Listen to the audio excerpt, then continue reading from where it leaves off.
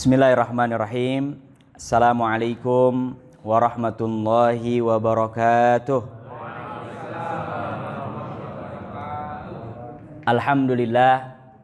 Alhamdulillahil wahidil ahad, al-fardhis samad, alladzi lam yalid wa lam yulad wa lam yakul lahu kufuwan ahad. Asyhadu an la ilaha illallah wahdahu la syarikalah alladzi la yukhliful mi'ad. Wa asyhadu anna sayyidana wa imamana wa habibana Muhammadan sallallahu alaihi wasallam khairil ibad wa ala alihi wa ashabihi wa man sanna bi sunnatihi ila yaumil ma'ad. Subhanaka la ilma lana illa ma 'allamtana innaka antal alimul hakim. Rabbana zidna ilman wa amalan wa fiqhan fid dini ya rabbal alamin. Qala Allah ta'ala fi kitabihil karim, ya ayyuhalladzina amanu taqullaha haqqa tuqatih wa la tamutunna illa wa antum muslimun. Alhamdulillah Bapak Ibu jamaah sekalian, kaum muslimin muslimat hafizakumullah, tanpa terasa hari ini kita sudah hampir setengah perjalanan di bulan Sya'ban. Ya, dan tandanya bahwa sebentar lagi insyaallah mudah-mudahan Allah memberikan kepada kita umur dan rizki bisa melaksanakan ibadah yang sempurna di bulan Ramadan. Ya. Dan nama bulan ini sesuai dengan namanya Sya'ban.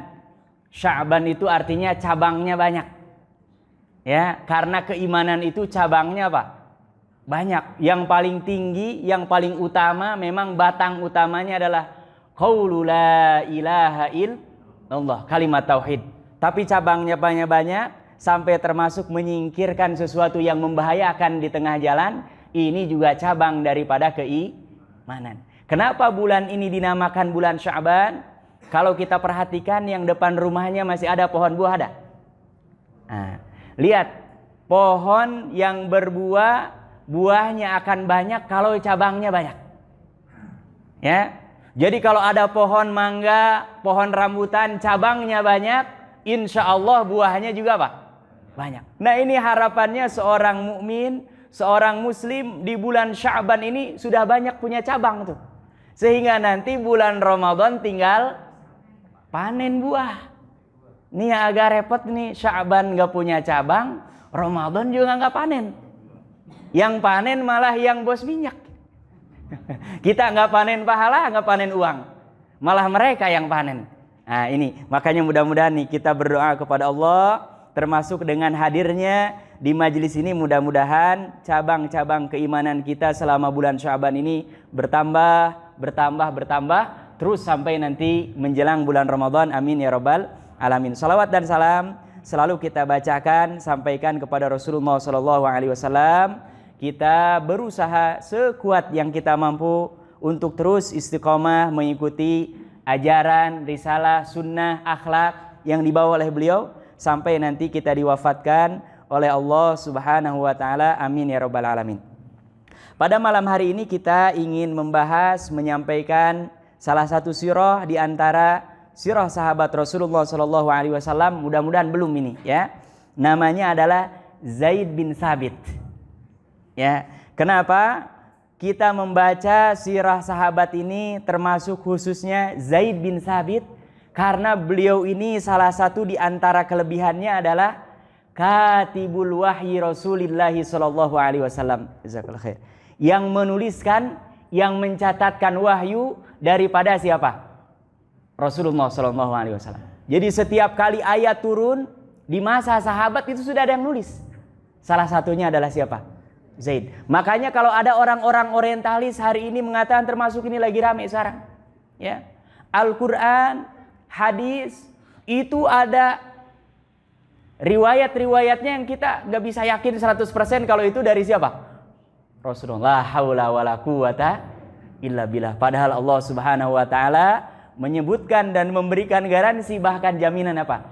Inna nahnu nazzalna dzikra wa inna lahu lahafizun. Ini sudah janji Allah. Tapi ada orang pakainya logika akal, sampai ayat saja mereka lewat. Ya, ini tidak benar ya.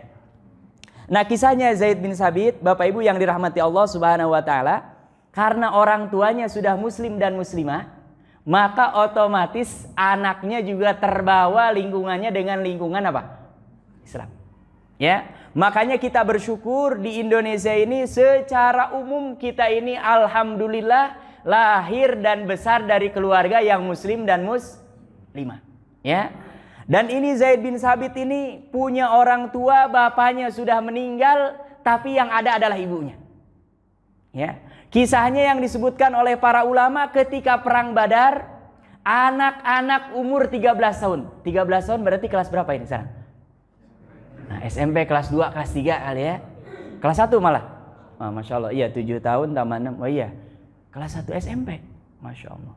Datang kepada Rasulullah SAW. Dan Rasulullah sedang menyiapkan untuk perang Badar. Itu. Jadi datang ini beberapa orang, termasuk di situ adalah Abdullah bin Abbas, Abdullah bin Umar yang kurang lebih umurnya sama. Datang merengek kepada Rasulullah SAW supaya mereka diikutkan apa? Perang. Dan yang meriwayatkannya, tinggi anak ini dengan pedangnya hampir sama. Bayangkan Bapak-bapak. Masa itu anak umur 13 tahun ya ingin nawar supaya ikut apa? Perang. Kita nih yang umur 60 tahun kira-kira kalau perang sekarang nih, Ukraina lawan Rusia. Kalau suruh ikut mau apa enggak? Nanti dulu, ya kan? Padahal kita sudah merasakan pahit, garam, manis semua dulu sudah. Ini bayangkan umur 13 tahun malah nawar ingin apa? Masya Allah, ini kira-kira luar biasa apa biasa di luar? Luar biasa. Bayangkan sampai pedangnya saja hampir sama tingginya, bahkan ada yang mengatakan lebih tinggi pedangnya daripada siapa? Zaid bin Sabit, Masya Allah. Ya, kenapa? Ini adalah tarbiyah, pendidikan siapa? Orang tuanya, keluarga. Termasuk mereka hidup di generasi memang generasi terbaik, yaitu sahabat Rasulullah SAW. Kita kalau ditanya, kalau umpamanya hari ini ya daftar vaksin sudah banyak ini. Kalau dibuka pendaftaran mau meninggal duluan, kira-kira bakal banyak yang pingin terakhir atau awal? Pasti itu ya. Sudah tabiat manusia lebih cinta hidup daripada mati. Tapi ini anak kecil perang ya. Dan perangnya perang Badar itu kalau dibaca dalam sirahnya 17 Ramadan. Dan ini pertama kali puasa dalam Islam tahun kedua Hijriah. Ini anak kecil malah rengek-rengek minta ingin ikut apa? Perang. La haula wala quwata illa billah. Masya Allah. Ini makanya kita harus perhatikan ya. Termasuk dari kecil harus dibiasakan. Yang prinsip-prinsip anak-anak kita nggak bisa nawar. Ya, kalau dia kuliah mau milih apa silahkan. Tapi kalau nggak sholat harus tegas. Kalau dia main-main agama harus tegas itu. Kenapa? Karena kalau di rumah mencela-mencela, di kampus, di sekolah, gimana yang lain? Harus tegas. Nah, ini termasuk pengaruh siapa? Orang tuanya. Pulang ke rumah, pedangnya sambil jalan digoyang-goyang nyentuh ke tanah, dia sambil menangis kepada ibunya. Ibunya namanya Nuwar binti Malik. Ya, kemudian ibunya ketika mendengar sama juga menangis. Ya Allah, ini Rasulullah SAW tega-teganya anak saya disuruh pulang. Diceritakan kata Sabit sudah ditawar minta kepada Rasulullah, tidak diizinkan. Malah saya dipegang-pegang pundaknya, kemudian diyakinkan sudah pulang. Kamu ini belum cukup umur. Nangis ini anak kecil, Masya Allah. Kalau kita kan nggak dapat kayak gini, alhamdulillah ya Allah selamat ini. Ya kan, kalau perang dunia ketiga terjadi gimana ini? Masya Allah, ini anak umur 13 tahun pulang. Ibunya mikir gimana caranya supaya anaknya yang tadinya sudah semangatnya nggak down gitu. Ibunya berpikir bahwa Zaid bin Sabit ini punya kelebihan, dia hafalannya kuat dan juga punya kemampuan membaca dan menulis yang baik. Masya Allah ya. Ini kata para ulama, kalau ada di antara kita bukan ahli zakat, jangan maksa ya. Kalau umpamanya ada di antara kita nggak bisa mengajarkan Al-Quran, jangan maksa ingin mengajarkan Al-Quran. Nanti malah yang diajarinnya malah salah kalau bukan ahlinya. Ya, saya pernah ngetes alama gimana ini? Coba baca lagi, Pak. Alama. Ini tulisannya Ustaz, alif lam mim, alama. Nah, kenapa? Dia baca Qur'annya nggak pakai apa? Ilmu. Ya. Ulaika. Nah, kenapa? Nggak pakai ilmu. Nah, kita kalau umpamanya ngajarin malah yang salah, jangan ambil itu. Kenapa? Karena kalau mengajarkan yang salah, apalagi ada kaitannya dengan hukum, jangan-jangan dapat pahala, yang ada malah dosa, sesuai dengan kemampuan. Nah, ini dia kesempatan untuk perang tidak ada, ibunya nyari cara. Oh, ini anak punya kelebihan, cerita-cerita. Ya, ibu-ibu kan senang cerita nggak, Bu? Senang cerita. Saya punya anak nih, Pak. Ini dia kalau ngapalin. Itu sampai tersebar di kampungnya.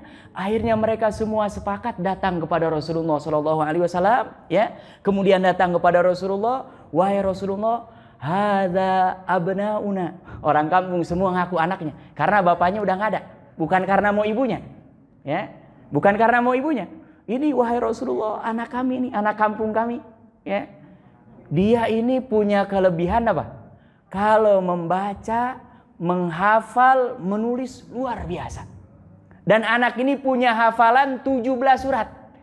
Ya, kita juga insya Allah Bapak yang hadir di sini kalau dihitung saya yakin lebih dari 17 surat. Hitung aja Al-Fatihah 1, Al-Ikhlas, Al-Falaq, An-Nas masih lewat kan? Al-Lahab masih? Oh, masih ya. Kemudian An-Nasr idza ja. Nah, tadi baca. Kemudian Al-Kafirun. Nah, apalagi kuliah ini ayat paling favorit ya kan. Kemudian Al-Kautsar surah paling pendek. Itu kalau Bapak hampar juz 30 itu lebih daripada 50 surat itu. Ini kata orang kampung di situ, ini kami punya anak kecil, dia hafal 17 surat dan bisa membaca seperti engkau membaca dan boleh tes. Masya Allah, Rasulullah SAW penasaran dites. Dan kalau ngetes nggak mungkin kalau 17 surat ya kan, apalagi dari depan.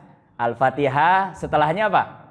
Al-Baqarah, setelahnya apa? Ali Imran. Ini saja sudah berapa puluh halaman, ya kan? Dites lengkap-lengkap. Dan kalau kita ingin ngetes, umpamanya di sini mau nyari imam tetap ya, syaratnya harus hafal 10 juz. Kalau 10 juz dites dari awal sampai akhir, itu nggak cukup dari jam 7 sampai zuhur.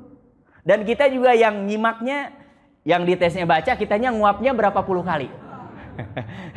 Masya Allah, ini dites oleh Rasulullah, baca ini. Ternyata justru ketika Rasulullah mengetes jauh lebih baik daripada apa yang disampaikan.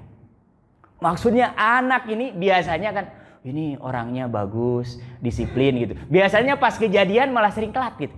Tapi ini malah disampaikan hafal 17 surat dan hafalannya luar biasa.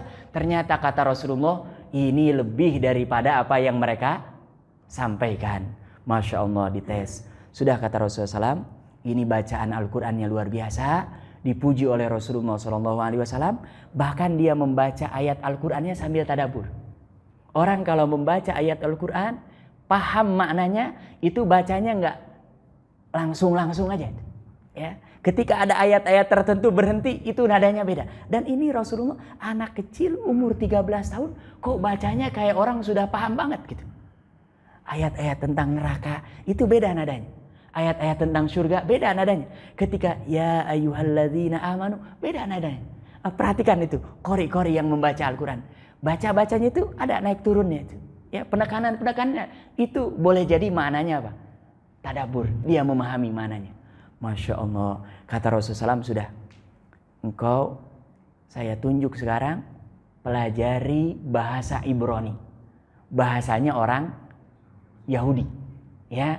Sekarang disebutnya ada yang menyebutkan Iberia, bahasa Iberia, ada juga yang menyebutkan bahasa Ibrani, ya. Kalau orang Indonesia ada orang Betawi ini, ya, orang Betawi namanya Dr. Syamsuddin Arif. Nah, ini beliau termasuk yang menguasai ini bahasa Ibrani, ya. Dan orang ini hafal dan menguasai 9 bahasa. Ya, Masya Allah, ini luar biasa ini. Ya, dan belajarnya di mana? Belajar di pesantren 7 tahun, kemudian belajar di Malaysia. Dia nggak penasaran, ini kayaknya kurang puas gitu karena masih Melayu, walaupun sudah pengantarnya bahasa Arab dan bahasa Inggris. Dia berangkat ke Jerman, berangkat ke beberapa negara Arab, dia kuasai 9 bahasa, termasuk banyak mengkanter pemikiran-pemikiran yang sesat, khususnya orang-orang Indonesia yang terkagum-kagum dengan pemikiran Barat. Masya Allah, orang kalau paham bahasanya bisa menjelaskan. Kalau kita kan kadang-kadang mau mendebat juga susah. Orang lebih pintar yang didebat. Walaupun dia salah, tetap ilmunya lebih apa? Tinggi. Logikanya kalah kita. Tapi kalau yang menguasai bahasa, aman. Dia tahu, oh ini dia nih asal ngutip nih. Ya. Dulu ceritanya, nih seorang profesor dia menceritakan. Ketika masa PKI, orang-orang komunis itu kalau menyebutkan undang-undang ngasal. Ya. Jadi kalau ada musyawarah duduk, ini undang-undangnya nomor padahal dia asal jeplos aja gitu. Orang-orang kampung yang nggak paham, oh ini orang pinter nih, nggak bisa dilawan gitu. Nah ada orang lain lagi lulusan pesantren, setiap kali orang komunis ini ngomong dia angkat tangan. Ini bukan ungkapan Tan Malaka, tapi ungkapan siapa gitu. Padahal dia juga ngawur. Orang ini jadi takut. Setiap kali ada orang ini selalu instruksi, dia jadi kaget. Wah ini kena nih nanti. Kenapa? Sesama orang ngawur nggak boleh saling mendahului. Jadi yang orang komunis ya akal-akalan, yang santri ini juga apa? Akal-akalan gitu, Masya Allah. Nah makanya orang kalau menguasai bahasanya, kata Rasul sudah pelajari bahasa Ibrani. Nanti kalau saya ada urusan dengan orang Yahudi, engkau yang menerjemahkan kepada mereka. Atau kalau mereka menyatakan sesuatu, maka engkau yang menerjemahkan kepada siapa? Rasulullah SAW. Dalam waktu yang singkat, sebagian ada yang menyebutkan 7 hari. Bayangkan menguasai bahasa selama 7 hari. Masya Allah. Bahasa itu minimal 4 keterampilan. Istima' mendengar, kemudian kalam mengucapkan, kemudian kitabah menulis, dan qiraah membaca. Bayangkan pada saat itu orang-orang Yahudi, mereka dari Bani Israel, ya, dari Syria, dari Syam, Palestina, umumnya dari situ karena keturunan Nabi Yakub alaihissalam itu datang ke kota Madinah. Kadang-kadang Rasulullah kalau dapat surat mereka pakai bahasanya, Rasulullah nggak paham atau butuh lama nyari dulu. Ini semenjak Rasulullah SAW meminta kepada Zaid bin Thabit untuk belajar dan berhasil. Setiap kali Rasulullah SAW mau menulis surat atau menerima surat dari orang-orang Yahudi, maka yang menjadi penterjemahnya adalah siapa?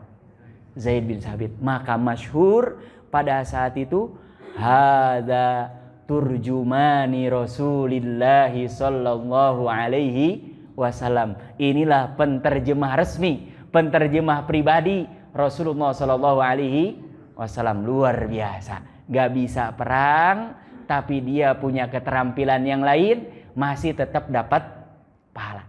Nah, ini kebanyakan kita kalau mentok satu amalan, gak ngambil amalan lain.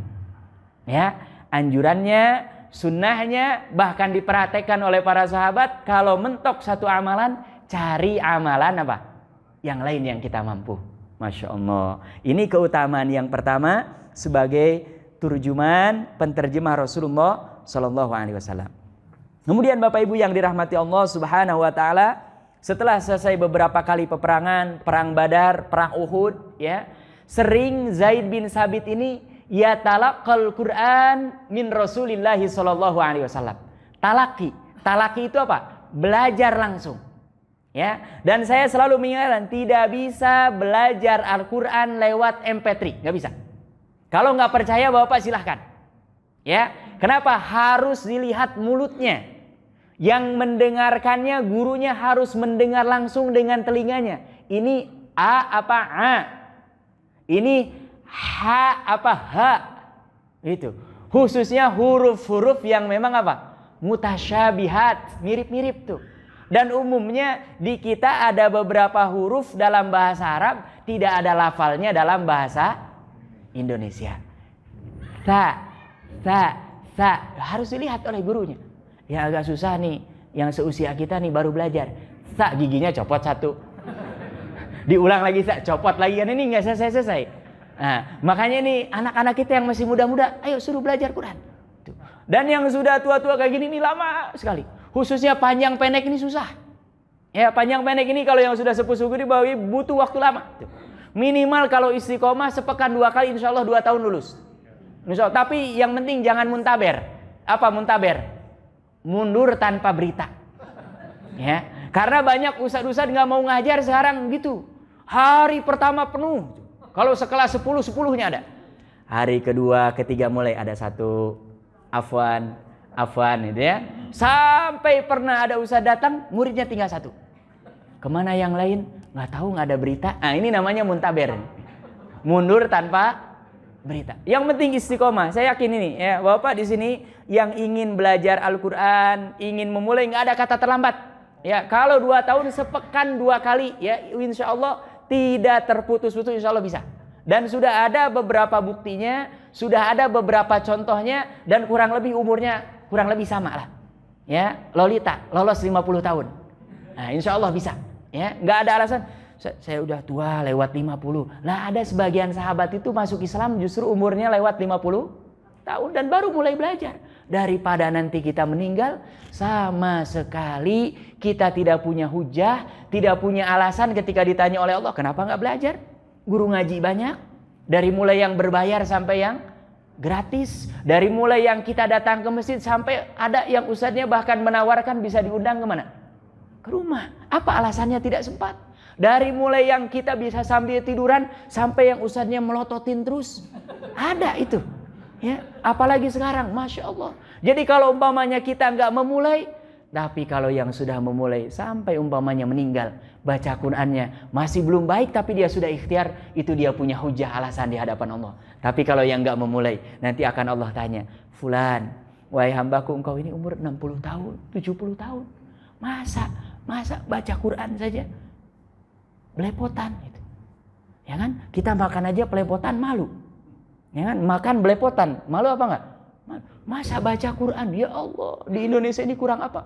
Pesantren hampir dihitung ya, apalagi di Jawa itu setiap kecamatan tidak ada satu kecamatan yang tidak ada pesantren. Bisa dihitung jari satu kecamatan yang tidak ada pesantren. Bahkan ada satu kampung di situ ada pesantren sampai beberapa pesantren. Jadi nanti ini berat nih kita kalau umpamanya sampai bacaan sholat nggak lolos, bacaan Al-Quran nggak lolos, amalan-amalan yang sifatnya fardu ain untuk kita masing-masing ya, termasuk yang pembisnis usaha itu harus tahu, paham betul hukumnya tentang bisnis. Yang guru yang ngajar harus tahu betul. Kenapa? Karena ini sifatnya fardu ain ya, makanya tidak ada lagi alasan ya. Yang penting saya selalu menyampaikan, insya Allah ini ya nanti bisa dibuktikan ya, 2 tahun walaupun sepekan 2 kali asalkan istiqomah nggak muntaber, insya Allah bisa.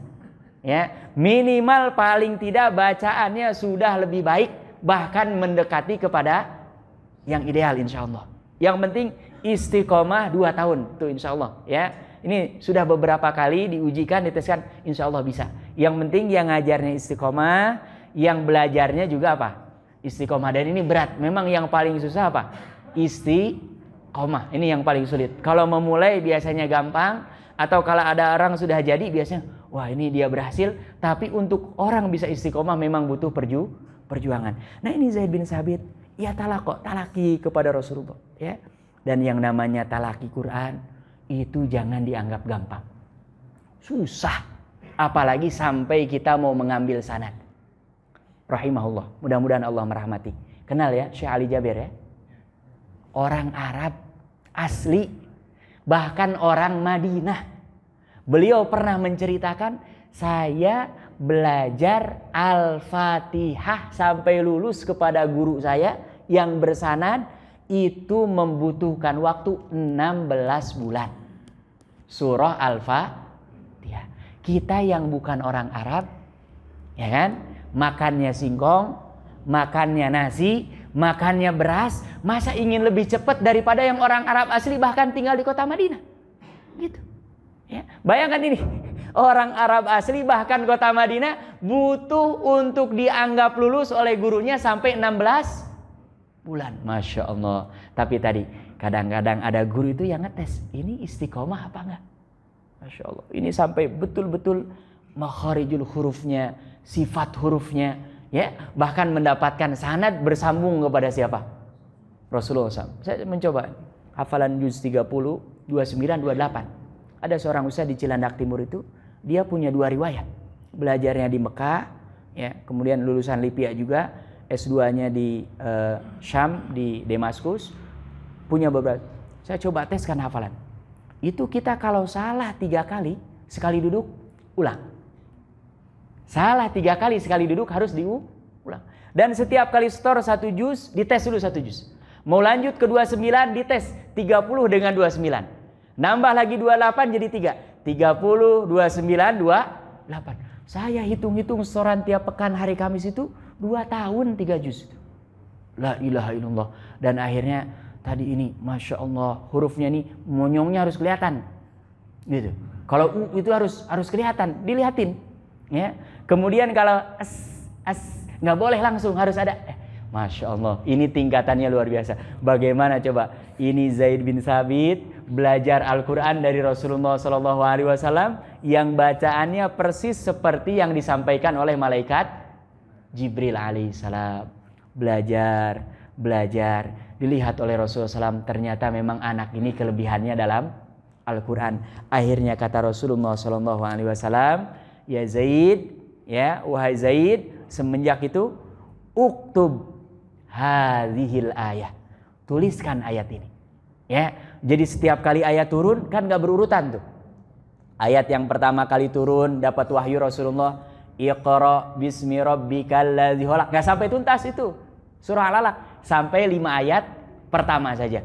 Turun lagi ayat yang lain. Dari mana bisa utuh urutannya seperti ini? Di antaranya tugasnya ini siapa? Zaid bin Sabit. Setiap kali malaikat Jibril turun datang wahyu menyampaikan Rasulullah, sampaikan kepada para sahabat yang lainnya secara khusus, Zaid simpan ayat ini setelah ini. Dan dituliskan oleh siapa? Zaid bin Sabit. Dan dulu menuliskannya, ada yang menulis di pelepah kurma. Di kurma itu kan ada daun-daunnya seperti kelapa. Nah, ditulis di situ. Ada yang menuliskannya di kulit-kulit, ada yang menuliskannya di bebatuan, dan ini tulisannya terpencar memang.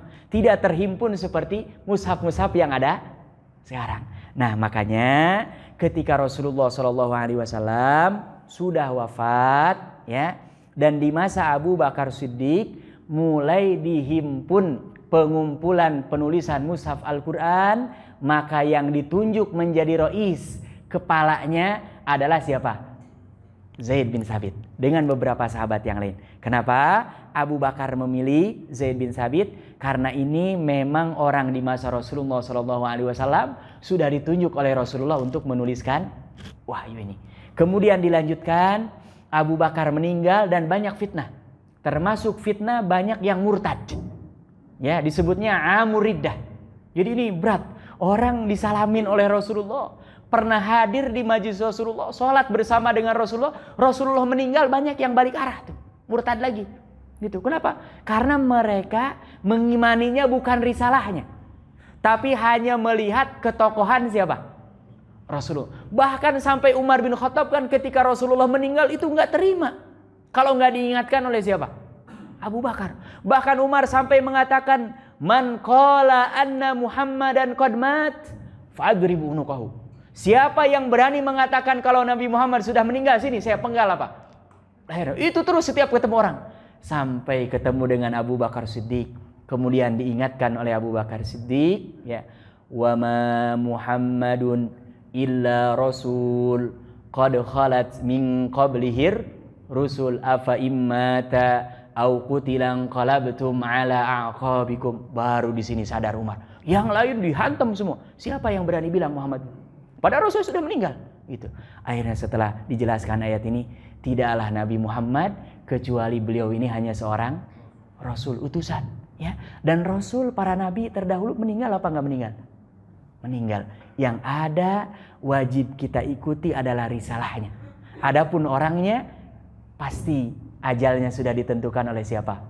Oleh Allah Subhanahu wa taala. Sadar, kemudian insaf dan baru mau menerima dan betul-betul melihat bagaimana jasadnya Rasulullah sallallahu alaihi wasallam memang sudah diwafatkan oleh Allah Subhanahu wa taala. Menulis wahyu. Akhirnya di masa Utsman ini dihimpun di masa Umar bin Khattab ada satu mushaf, yang mushaf ini ada di tangan istrinya Rasulullah sallallahu alaihi wasallam dan istrinya adalah anaknya Umar bin Khattab. Siapa namanya? Hafsah binti Umar, ya. Makanya mushafnya dikenal dengan Mushatu Hafsah.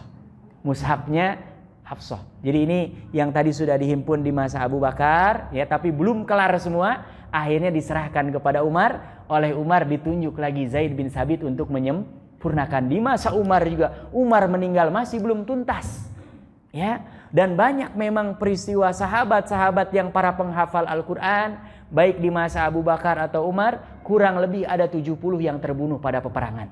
Makanya kata Utsman bin Affan, makanya kita sampai hari ini, ya, mengenal mushafnya itu mushaf yang memang karena dihimpun tuntasnya di masa siapa? Utsman bin Affan. Makanya disebutnya Rasm Utsmani, ya. Tulisannya memang resmi utuh mushaf sampai sekarang ini memang di masa siapa? Utsman bin Affan radhiyallahu taala anhu wa arda. Dan yang memimpin lajnah, ya, panitia ini adalah siapa? Zaid bin Sabit. Masya Allah. Makanya pada saat itu kalau yang tadi dikenal di kalangan para sahabat sebagai turjuman, penterjemah Rasulullah Shallallahu Alaihi Wasallam, di masa setelahnya dikenal dengan Katibul Wahyi Rasulillahi Shallallahu Alaihi Wasallam, penulis wahyu Rasulullah Shallallahu Alaihi Wasallam. Bapak Ibu yang dirahmati Allah Subhanahu Wa Taala, dan orang kalau berinteraksi dengan Al-Quran, berzikir, senantiasa bertakarrub kepada Allah, ketika ada ujian-ujian insya Allah akan selamat. Ya, ini kita termasuk saya mau hafal ribuan ayat pun kalau enggak ibadah takarrub kepada Allah melenceng. Ya, makanya dalam Islam ilmu itu harus disertai dengan amal. Ilmu harus disertai dengan apa? Amal.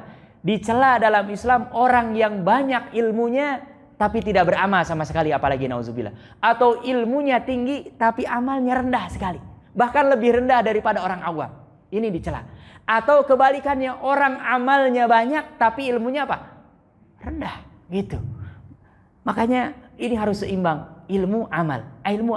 Dan dalam bahasa Arab kalau diperhatikan, ilmu itu ain lam mim, amal itu ain mim lam, jadi hampir sama. Makanya kata para ulama, ilmu dengan amal ini dua saudara kembar yang tidak dipisahkan satu sama lain, ya. Ini Masya Allah, Zaid bin Sabit ketika Rasulullah Shallallahu Alaihi Wasallam wafat, ada peristiwa namanya Bani Saqifah, ya. Jadi ada peristiwa di mana para sahabat Rasulullah Shallallahu Alaihi Wasallam sudah dimandikan, sudah dikafani, siap dikuburkan, hanya mereka masih berdebat. Ini gimana? Rasulullah Shallallahu Alaihi Wasallam wafat dan Rasulullah ini sebagai Rasul, seorang Nabi sekaligus pemimpin mereka. Itu. Nah, terjadi perdebatan di sini, ya. Orang-orang muhajirin dalam musyawarah di Bani Saqifah ini mengatakan yang berhak menjadi khalifah setelah wafatnya Rasulullah SAW harus dari kalangan muhajirin. Orang Ansor, ya, dengan logikanya dan tidak salah, dan Rasulullah tidak memberikan isyarat secara langsung, mengatakan kami orang Ansor jauh lebih berhak untuk menjadi apa? Khalifah. Karena apa? Ketika orang-orang muhajirin hijrah, yang menerima siapa? Ketika orang-orang muhajirin gak punya rumah, gak punya makan, gak punya tempat tinggal, yang mau menerima mereka apa adanya siapa? Orang-orang. Ada lagi yang berpendapat yang ketiga, sebagaimana sebelum-sebelumnya dalam peperangan, dalam hal-hal tertentu, Rasulullah selalu menggandengkan ketuanya dari muhajirin, wakilnya dari Ansor. Makanya kata kelompok yang ketiga ini sudah angkat dua pemimpin, ketuanya dari muhajirin, yang keduanya dari siapa? Ansor. Terjadi alot. Akhirnya Zaid bin Sabit, ya, orang yang masih muda, kalau dihitung tadi perang Badar umurnya 13 tahun. Berarti Rasulullah SAW meninggal tahun ke-11, ya, 10 lebih sedikit, ya. Dan perang Badar ini kejadiannya tahun kedua Hijriah, berarti 11 dikurangi 2 berapa? 9. Berarti 13 tahun tambah 9 berapa? 22 tahun. Ini orang Di ke depan para sahabat ada Abu Bakar di situ, ada Umar di situ, ada sahabat-sahabat senior yang lain di situ. Dia berdiri mengatakan, ya ma'syarul ansor. Karena beliau ini dari orang Ansor. Ini juga kita gitu tuh. Kalau ada sesuatu terjadi perdebatan, jangan bela kelompok kita. Jangan bela kelompok kita. Jangan bela anak kita. Ya, saya dulu kalau berantem lagi kecil, kalau lapor ke orang tua malah ditambahin. Makanya nggak lapor. Kenapa? Nggak mungkin orang tua marahin anak orang. Gitu. Nah ini kadang-kadang nih khususnya yang sudah punya mantu atau apa ya, anaknya lapor, jangan belain anaknya. Dengarkan penjelasan dari mantunya. Gitu. Baru. Dan orang mertua yang baik itu pasti akan bela mantunya. Gitu. Belain mantunya. Ya, kenapa? Nah, anaknya lapor pasti ada sesuatu sedang berantem. Yang namanya piring dengan sendok ya biasa, ya kan? Tapi kalau yang dibelain anaknya bisa bubar itu keluarga. Ini juga sama. Ya ma'syarul ansor, wahai orang Ansor, dan saya dari Ansor, kata Zaid bin Sabit. Inna Rasulullah sallallahu alaihi wasallam kana minal muhajirin. Cobain semua renungkan. Rasulullah itu kalau kita pikir-pikir dari kalangan muhajirin apa Ansor? Dari muhajirin. Gitu. Masya Allah. Ya. Fayakuna khalifatuhu muhajiran minhu. Maka yang paling layak, yang paling afdal, yang paling utama, yang menjadi khalifah setelah Rasulullah sallallahu alaihi wasallam adalah dari kalangan muhajirin. Kemudian wa inna kunna ansara Rasulillah sallallahu alaihi wasallam, dan kami ini, kita ini ya orang asli penduduk Madinah adalah ansor, para penolong, ya. Maka kalau ada di antara mereka kaum muhajirin yang jadi khalifah, maka kita orang ansor cukup hanya menjadi apa? Wakil, ya, yang menyertainya. Kalau sekarang kan ada ketua, wakil ketua. Nah ini ternyata Bapak Ibu yang dirahmati Allah Subhanahu wa taala, tidak hanya ngomong, termasuk yang pertama kali meminta supaya Abu Bakar tangannya diulurkan dan dibaiat, ini adalah Zaid bin Sabit. Dan nanti diikuti oleh Umar, bahkan kalau Umar secara tegas berdiri di hadapan seluruh kaum muslimin, saya membaiat siapa? Walaupun Abu Bakar karena tawadhunya, enggak, saya milih Umar. Kata Umar, tidak mungkin saya menjadi khalifah selama masih ada engkau. Karena apa? Ketika Rasulullah SAW sakit, tidak ada yang berani menjadi imam. Engkau diminta untuk maju oleh kaum muslimin, dan Rasulullah ikut sholat di belakang, dan Rasulullah SAW tidak menyuruh engkau apa? Mundur. Ini boleh jadi maknanya, kata Umar, engkau ini direstui, diakui secara tidak langsung oleh siapa? Rasulullah SAW. Serentak setelah itu aklamasi, semua kaum muslimin mengangkat, menyetujui untuk berbaiat kepada siapa? Abu Bakar. Bayangkan umur 22 tahun, berarti S1 udah lulus apa belum? Baru mau lulus lah. Lagi nulis skripsi, lagi pusing-pusingnya ini. Jadi apa enggak nih? Jadi apa enggak? Ya, Masya Allah. Ini malah sudah menjadi apa? Pemimpin. Kenapa? Punya kelebihan ilmu dan sering berinteraksi dengan apa? Al-Quran. Ya, orang kalau sering berinteraksi dengan Al-Quran, dekat dengan Allah, sering dekat dengan kebaikan-kebaikan, itu akan dituntun oleh siapa? Oleh Allah Subhanahu wa taala. Sebelum terakhir, Bapak Ibu yang dirahmati Allah Subhanahu wa taala, ahlul Quran, keluarga Al-Quran, orang yang ahlul Quran yang sesungguhnya akhlaknya pasti mulia. Tidak mungkin dia merasa lebih baik daripada yang lain. Tidak mungkin dia merendahkan orang lain walaupun mungkin jelas bahwa dia lebih tinggi. Dan ini ada kisahnya, kisah Zaid bin Sabit dengan anak pamannya Rasulullah SAW yang bernama Abdullah bin Abbas. Abdullah bin Abbas ini ulama besar, ya, ulama besar. Bahkan tidak ada satu kitab tafsir pun sekarang, silahkan dibuka, yang tidak ada nama Ibnu Abbas. Abdullah bin Abbas ini, ya. Ketika Zaid bin Sabit keluar dari rumahnya mau menunggangi binatang, ya, tidak disebutkan apakah unta atau kuda atau keledai, ya. Tiba-tiba apa? Abdullah bin Abbas datang dan membantu menaikkan siapa? Zaid bin Sabit, dan memegang unta tunggangannya supaya tidak bergerak-gerak. Masya Allah. Sampai-sampai Zaid bin Sabit ini, ya, da'hu ya bena ammi Rasulillah. Tinggalkan, jangan lakukan ini. Maksudnya enggak sopan ini. Engkau ini termasuk anak pamannya Rasulullah. Dan dalam Islam ahlul bait ini memang punya apa?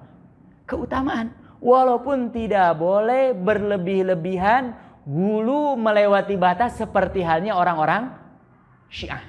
Ya, orang Syiah itu mereka mencintai Ahlul Bait tapi berlebih-lebihan daripada yang dibolehkan oleh apa? Syariat.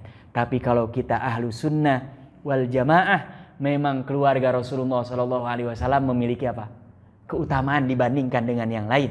Ya, tapi keluarga Rasulullah yang sadar kalau umpamanya dia ada ulama yang lebih tinggi, dia pasti akan menghormati karena apa? Ilmunya. Akhirnya naik Zaid bin Sabit. Ya, dia dengan terpaksa sudah, jangan. Bagaimana? Ya, saya dipegangin tunggangannya ini, padahal engkau adalah anak pamannya Rasulullah Sallallahu Alaihi Wasallam. Ya Allah, ini akhlak ulama. Ini kalau dilakukan oleh siapapun luar biasa. Tidak akan merendahkan. Orang yang tawadhu itu justru akan semakin tinggi. Turun dari tunggangannya, kemudian kata Zaid bin Sabit, Aruni yadaka. Coba lihat tanganmu. Gitu. Jadi dia nyari cara. Kemudian ketika tangan Abdullah bin Abbas ini diulurkan, dicium, qabbalahu Zaid bin Sabit, dicium oleh Zaid bin Sabit, kemudian kata Ibnu Abbas, jangan. Apa?